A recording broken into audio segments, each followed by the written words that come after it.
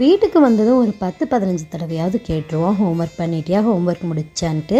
அப்போல்லாம் இந்த புள்ளக்குட்டியோ ஒன்றும் சொல்லாது.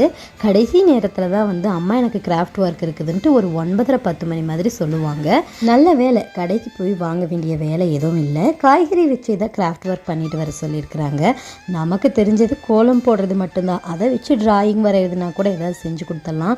கிராஃப்ட் ஒர்க்கை பொறுத்தளவுக்கு ரோஹித் குட்டி நல்லா செய்வான்.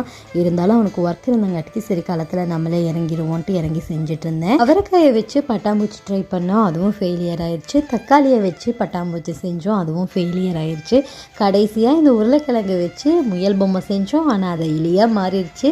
என் பொண்ணு செய்யவே அம்மா கண் அப்படி வராது, காது இப்படி வராதுன்ட்டு பயங்கரமாக பக்கத்தில் உட்காந்து சொல்லிகிட்டே இருந்தா.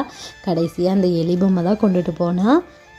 கிராஃப்ட் ஒர்க் முடிஞ்சதுமே அண்ணன் தங்கச்சி 2 பேருமே சண்டை போட ஆரம்பிச்சிட்டாங்க. இந்த பிஸ்னஸ் கேம் எடுத்தாவே சண்டை தாங்க. 2 பேரும் விளையாண்டுட்டே இருப்பாங்க. திடீர்னு சண்டை வந்துடும், உனக்கு வேணும் எனக்கு வேணும்னு. கடைசியில் அவங்களே சமாதானமாகி 2 பேருமே உட்காந்து விளையாட ஆரம்பிச்சிட்டாங்க. வீட்டுக்கு கொஞ்சம் மளிகை பொருள் வாங்கியிருந்தேன், அது எல்லாத்தையும் செலவிடப்பால் கொட்டி வச்சுட்டு இருந்தேன்.